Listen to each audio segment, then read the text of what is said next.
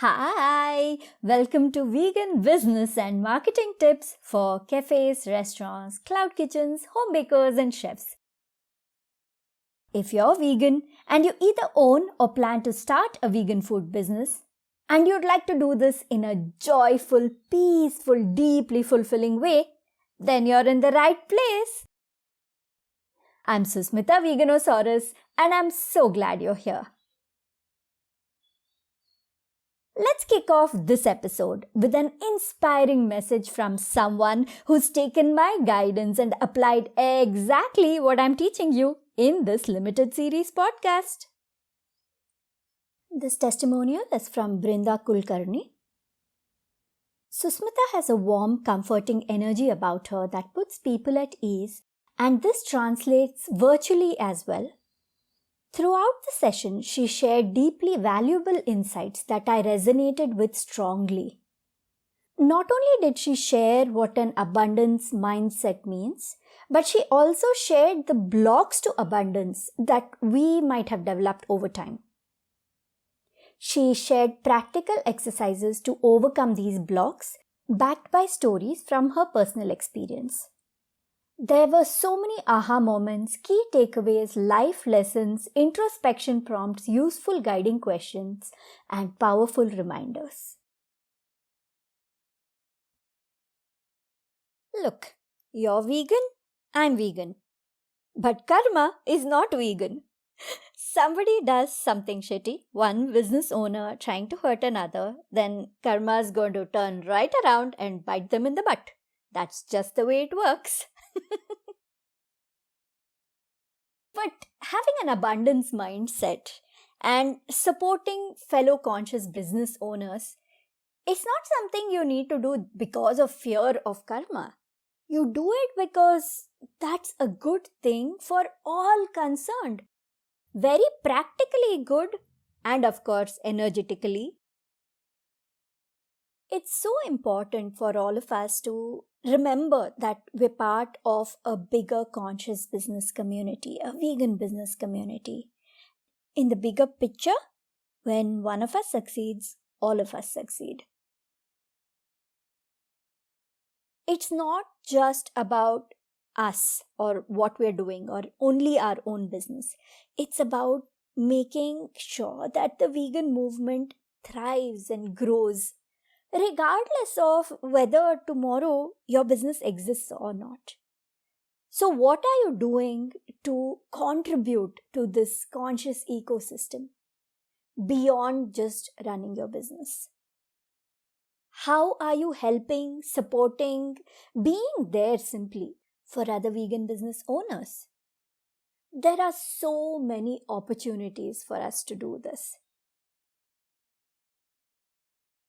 I'm actually pretty proud to say that in Bangalore, the support system is really, really good. I can see the way that most vegan businesses here support each other and help each other grow. I believe that that's the reason the vegan business community has grown exponentially over the years in Bangalore. Last year, there was a new vegan brand that came up. And when they launched their brand, I could see there were a lot of Instagram stories about them. And I found it so funny that most of these stories were from other vegan business owners themselves. Even people who are making the same or very similar stuff to the person who had just launched. It was almost incestuous. The person who's most enthusiastic about the new brand you've launched is very likely going to be someone who runs a very similar business to yours. That says a lot, doesn't it? It's so beautiful.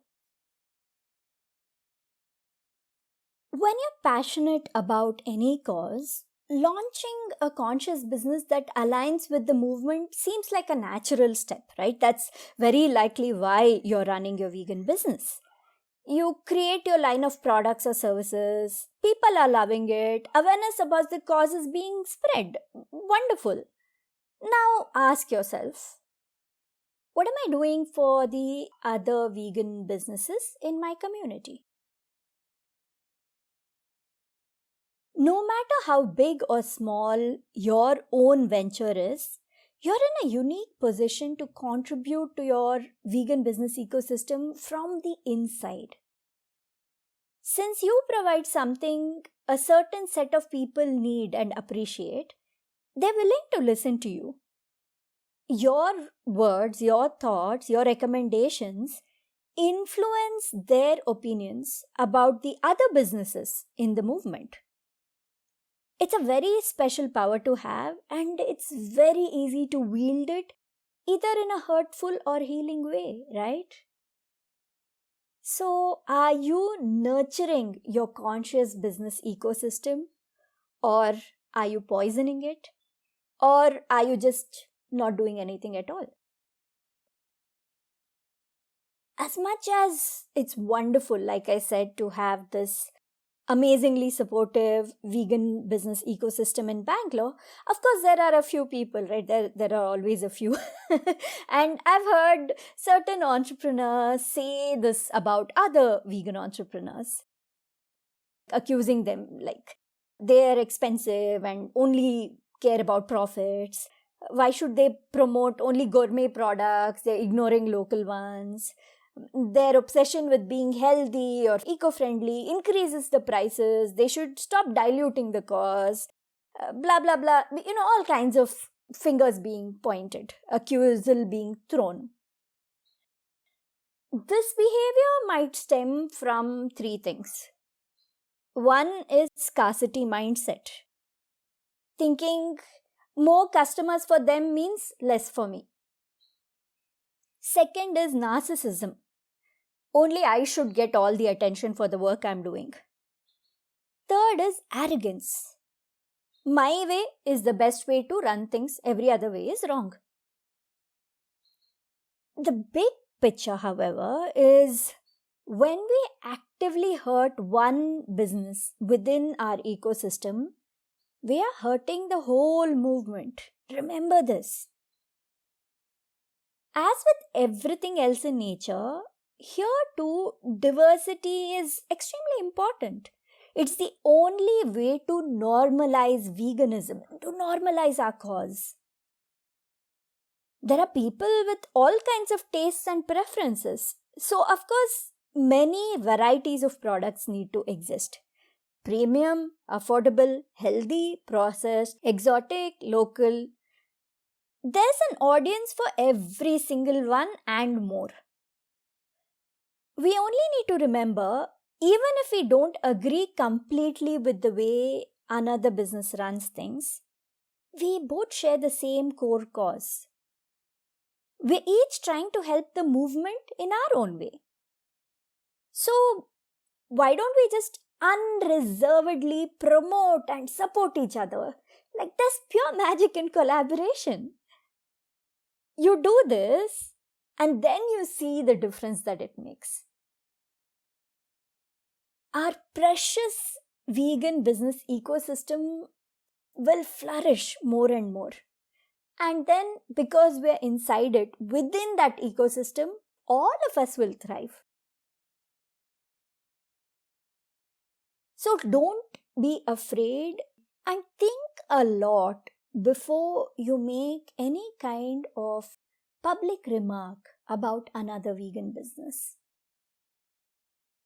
Remember that we are all in this together, and whoever might be listening to you is an outsider. They're not part of the system, most likely.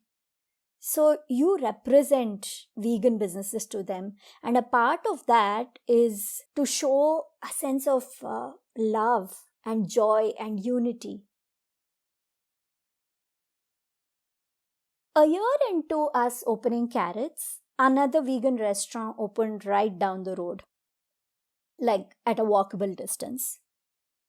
And when they launched, people were asking Krishna, who founded Carrots, they were asking him, oh, aren't you afraid of the competition now? even though it was still early stages, because we were only a year into the business, still lot to learn, long way to go, and in a market where we were ahead of the curve, there was a lot of struggle. But despite all of it, instead of saying, oh, they're like this, they're like that, we are better, blah, blah, blah, and all that, Krishna instead used to reply, oh, they're not our competition. We are community. Our competition are places which don't have any principles. The restaurants and cafes and chains which don't give a damn about their customers or about a cause. Those people are our competition. Anybody who runs a vegan business is our partner because we're helping the movement together. And you know what? He was right. We were only two of us when we started out. So we were there for each other. We'd support each other. We'd cross-promote each other. We'd help each other out in like neighbors, like really good neighbors. And that helped us feel less lonely. And as more and more vegan businesses cropped up across Bangalore and also across India, we built some really nice relationships. I know of several vegan business owners who'd call me, who'd feel safe to share their issues with me and ask, what do I do? Or even just went, talk about private stuff regarding their business. And I'd be there for them always. It felt good to be there for them simply because I'm like, okay, now you understand what it is, right? You are going through something that either I'm going through with my business or have already been through it. So we understand each other. There's that sense of belonging. Make an effort to develop these connections, these real connections, not just in terms of collaborative partnerships on projects and stuff, which are great, but also just real, sincere, personal relationships. Develop that with other vegan business owners in your city, in your area, wherever. Be there for each other and see the magic happen. I help conscious vegan entrepreneurs start, build, and grow their business in a very fulfilling, joyful, easygoing way. If you think you can use some guidance from me, but you don't quite know exactly in what way, you know what? I'd love to have a chat with you. I enjoy getting to know vegan business owners. Book a free 15 minutes clarity call with me. Tell me about yourself and your journey. And if you feel like you could use my guidance, let's figure out if we're a right fit and how we can work together. Check the description of this episode and you'll find the link to book your free 15 minutes clarity call with me. Let's talk. Catch you in the next episode. Bye.